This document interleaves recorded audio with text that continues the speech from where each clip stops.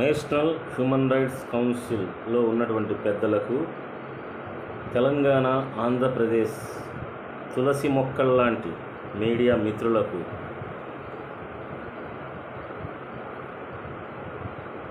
నాకు హృదయపూర్వక నమస్కారాలు. మరియు ప్రజలకు, ఎవరెవరైతే సోషల్ మీడియాలో యాక్టివ్గా ఉన్నటువంటి నా సోదరులకు అందరికీ కూడాను పేరు పేరున వందనాలు తెలియజేసుకుంటున్నాం.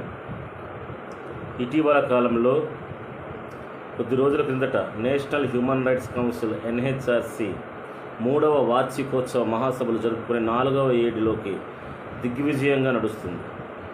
దిగ్విజయంగా అడుగు పెడుతున్నటువంటి ఈ శుభవేళలో మేము చాలా బిజీగా ఉన్న తరుణంలో కొంతమంది నీచ, నికృష్ట, దుర్మార్గపు, కుతంత్ర భావాలు కలిగినటువంటి తులసి వనంలో గంజాయి మొక్క లాంటి ఒక రిపోర్టర్, పనికి మాలిన ఒక రిపోర్టర్ భాషా మహేష్ పటేల్ మా దగ్గర ఉంటూ చిల్లర వేషాలు వేసేటటువంటి నీచ నికృష్టపు బుద్ధి గల ఆ వ్యక్తికి మొదటిసారి ఇటువంటి కెమెరాలో తీసాం. రెండవ మారు బతిమలాడితే కానీ ఇవ్వలేదండి. నేను ఏం బతిమలాడేమని చెప్తున్నాడు. ఏ వ్యక్తి మాకు వ్యక్తులు లేరా? మాకు చట్టం తెలియదా? లేకపోతే చట్టంలో వీటి లోక పరిజ్ఞానం తెలిసినవాడా? నేను ఒక medical graduate, PG గ్రాడ్యుయేట్ని.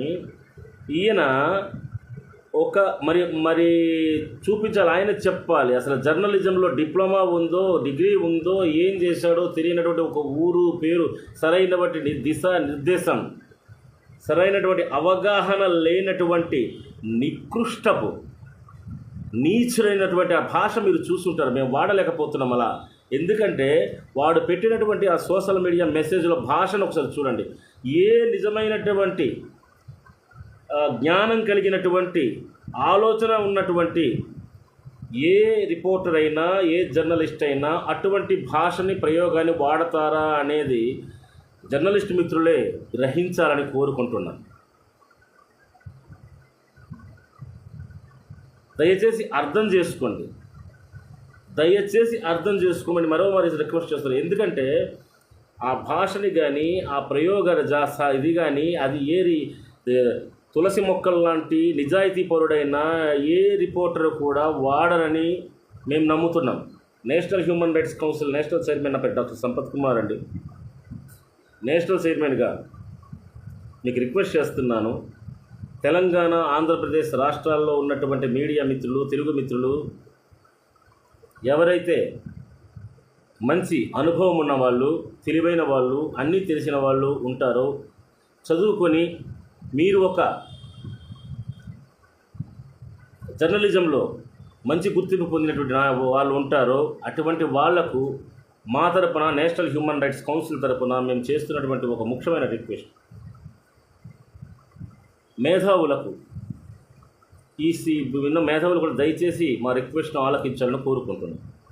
National human rights council NHRC అనే మా ఈ సంస్థను మేము పెట్టుకొని 3 ఏళ్ళు ఒక చంటి పిల్లలాగా దాన్ని పెంచుకుంటూ 14 రాష్ట్రాల్లో విస్తరించడం జరిగింది. నేషనల్ హ్యూమన్ రైట్స్ కౌన్సిల్ అనే సంస్థ 3 ఏళ్ళుగా కష్టపడ్డాం. ఎవడో ఒక వ్యక్తి మా ఆర్గనైజేషన్ అనే పేరు పెట్టుకొని గల్లీలో రిజిస్ట్రేషన్ చేసుకొని దాన్ని తీసుకొచ్చి నేను కూడా నేషనల్ చైర్మన్ అని పెట్టి ఏదో హంగామా చేస్తే 3 ఏళ్ళుగా ఫండమెంటల్ రైట్స్లో కాపీ రైట్స్ అనేది కూడా ఒకటి ఉందని మీరు గ్రహించాలి. ఆ కాపీ రైట్స్, ఆ పేరుని అథెంటివ్ చేసుకున్నాం మేము. National human rights council NHRC అని పెట్టుకుంటే కిందన ఎన్జిఓ లేకపోతే మరొకటిని పెట్టుకున్నటువంటి ఈ చిల్లరగాళ్ళు ఎవరైతే ఉన్నారో వీళ్ళు 3 సంవత్సరాలుగా మేము కాపాడుకున్న మా గౌరవాన్ని లాక్కుంటామంటే, మీరు సంపాదించుకున్న మీ బిడ్డని ఎవడైనా 3 ఏళ్ళుగా పెంచిన తర్వాత లాక్కుంటామంటే మీరు దానికి మీరు సమర్థిస్తారా? ఒక్కసారి ఆలోచించండి సార్. రిక్వెస్ట్ చేస్తున్నాను, తప్పుగా అనుకోవద్దు.